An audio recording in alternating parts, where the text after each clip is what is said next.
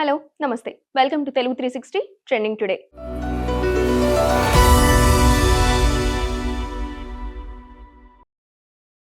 విజయవాడ ఇంద్రకీలాద్రిపై కొలువై ఉన్న కనకదుర్గ అమ్మవారిని దర్శించుకున్నారు ఏపీ సీఎం చంద్రబాబు. రాష్ట్ర ప్రభుత్వం తరపున అమ్మవారికి పట్టు వస్త్రాలు సమర్పించి ప్రత్యేక పూజలు నిర్వహించారు. సంప్రదాయ వస్త్రాధారణలో సతీ సమేతంగా ఆలయానికి చేరుకున్న సీఎం చంద్రబాబుకు మంత్రులు ఆనం రామనారాయణ రెడ్డి, కొల్లు రవీంద్ర, ఆలయ అధికారులు ఘనస్వాగతం పలికారు. అనంతరం సీఎం నేరుగా అమ్మవారి గర్భగుడికి వెళ్లి దర్శనం చేసుకున్నారు. ఏపీలోని లక్షలాది మంది విద్యార్థులకు వారి తల్లిదండ్రులకు కూటమి ప్రభుత్వం భారీ ఊరట కల్పించింది. గత ప్రభుత్వం నుంచి పేరుకుపోయిన ఫీజు రియంబర్స్మెంట్ బకాయిల్లో భాగంగా 1788 కోట్లను విడుదల చేసినట్లు మంత్రి కొల్లు రవీంద్ర ప్రకటించారు. పండుగ సందర్భంగా విద్యార్థులకు ప్రభుత్వం అందించిన గొప్ప కానుక ఇదని ఆయన అభివర్ణించారు. ఏపీ లిక్కర్ స్కామ్ కేసులో నిందితుడుగా ఉన్న వైసీపీ ఎంపీ మిథున్ రెడ్డికి ఊరట లభించింది. విజయవాడలో ఏసీబీ కోర్టు ఆయనకు షరతులతో కూడిన బెయిల్ మంజూరు చేసింది. వారంలో 2 రోజుల పాటు సిట్ విచారణకు హాజరు కావడంతో పాటు 2 షూరిటీలు 2 లక్షల రూపాయల పూచీకత్తు సమర్పించాలని కోర్టు ఆదేశించింది.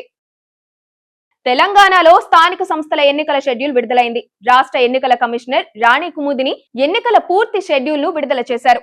మొత్తం 5 దశల్లో ఈ ఎన్నికల ప్రక్రియను పూర్తి చేయనున్నట్లు తెలిపారు. అక్టోబర్ 9 నుంచి నామినేషన్ల స్వీకరణ ప్రక్రియ ప్రారంభం కాబోతుంది.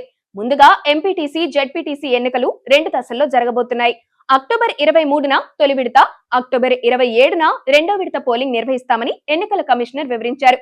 సర్పంచ్ ఎన్నికలను 3 దశల్లో పూర్తి చేయనున్నారు. తెలంగాణలో ఏ ఎన్నికలు జరిగినా బీఆర్ఎస్ పార్టీదే గెలుపని ఆ పార్టీ వర్కింగ్ ప్రెసిడెంట్ కేటీఆర్ ధీమా వ్యక్తం చేశారు. రానున్న స్థానిక సంస్థల ఎన్నికలను ఎదుర్కొనేందుకు తమ పార్టీ పూర్తి సన్నద్ధతో ఉందని స్పష్టం చేశారు. కాంగ్రెస్ ప్రభుత్వం అన్ని వర్గాల ప్రజలకు బాకీ పడిందని, వారి మోసాన్ని ప్రజల ముందు ఉంచేందుకే బాకీ కార్డులు తీసుకొచ్చామని తెలిపారు. తెలంగాణలో స్థానిక సంస్థల ఎన్నికల్లో కాషాయ జెండా ఎగురవేయడం ఖాయమని బీజేపీ రాష్ట్ర అధ్యక్షుడు రామచంద్రరావు ధీమా వ్యక్తం చేశారు. అధికార పార్టీ కాంగ్రెస్ తో పాటు గత బీఆర్ఎస్ ప్రభుత్వంపై కూడా ప్రజలు తీవ్ర వ్యతిరేకతతో ఉన్నారని, ఈ ఎన్నికల ఫలితాలు దానికి నిదర్శనంగా నిలుస్తాయని ఆయన స్పష్టం చేశారు. కరూర్ తొక్కిసలాట ఘటనకు టీవీకే చీఫ్ విజయ్ బల ప్రదర్శన ఒక కారణమని పోలీసులు ఎఫ్ఐఆర్ లో పేర్కొన్నారు. అయితే విజయ్ పై ఎలాంటి కేసు నమోదు చేయకపోవడం గమనార్హం.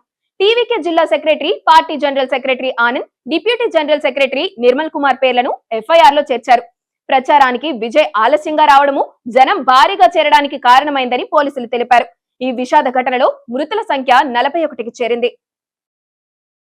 ఆసియా కప్ ఫైనల్ విజేతగా నిలిచిన భారత జట్టుపై ప్రశంసల జల్లు కురుస్తుంది. దేశం మొత్తం సంబరాలు జరుపుకుంటున్న వేళ కాంగ్రెస్ ఎంపీ శశి థరూర్ ఆసక్తికర వ్యాఖ్యలు చేశారు. ఈ విజయోత్సవాల వెనుక కొందరి కృషి మరుగున పడుతుందని, వారికి తగిన గుర్తింపు లభించడం లేదని ఆయన వ్యాఖ్యానించారు. జట్టు కనుక ఓటమి పాలైతే తొలిత నిందలు మోసేది కోచ్, ఆ తర్వాత సెలెక్టర్లేనని ఎంపీ గుర్తు చేశారు. ఆసియా కప్ ఫైనల్లో భారత్ సంచలన విజయం వెనుక తెలుగు క్రికెటర్ తిలక్ వర్మ అద్భుత ప్రదర్శన కనిపించింది. మ్యాచ్ తర్వాత నారా లోకేష్ కు తిలక్ వర్మ గిఫ్ట్ ఇచ్చారు. తన క్యాప్ పై సంతకం చేసి విజయ స్మారకంగా మ్యాచ్ తర్వాత తిలక్, లోకేష్ అన్న ఇది నీ కోసమే అని చెబుతూ గిఫ్ట్ ఇచ్చారు. ఈ వీడియో వైరల్ గా మారింది. ఈ గిఫ్ట్ ను చూసి లోకేష్ భావోద్వేగానికి గురయ్యారు.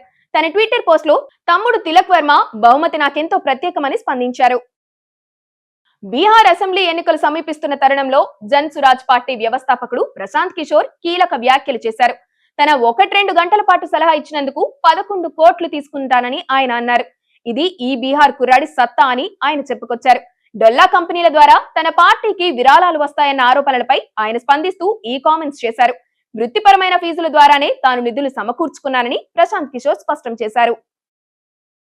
ప్రపంచ వ్యాప్తంగా లే ఆఫ్స్ పర్వం కొనసాగుతుంది. ఇప్పటికే ప్రముఖ ఐటీ సంస్థలు వేల సంఖ్యలో ఉద్యోగులను తొలగించాయి.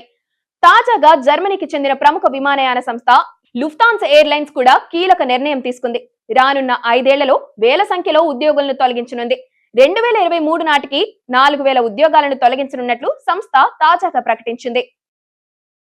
పీఓకేలో ఉద్రిక్తతలు తలెత్తాయి. పీఓకేలో ప్రధాని షహబాజ్ షరీఫ్ ప్రభుత్వానికి వ్యతిరేకంగా మౌలిక సంస్కరణలు కోరుతూ అవామీ యాక్షన్ కమిటీ నిరసనలకు పిలుపునిచ్చింది. దీంతో పెద్ద సంఖ్యలో ప్రజలు రోడ్లపైకొచ్చి ప్రభుత్వానికి వ్యతిరేకంగా నిరసనలు తెలిపారు.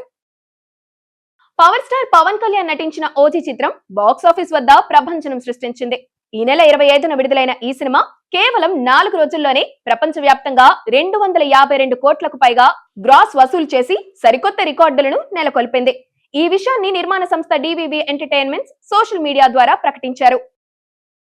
ఆసియా కప్ 2025 ఫైనల్ మ్యాచ్ సందర్భంగా పాకిస్తాన్ ఆటగాళ్లు కవ్వింపు చర్యలకు పాల్పడినప్పటికీ తాము మాత్రం ఎంతో హుందాగా వ్యవహరించామని భారత జట్టు కెప్టెన్ సూర్యకుమార్ యాదవ్ స్పష్టం చేశారు.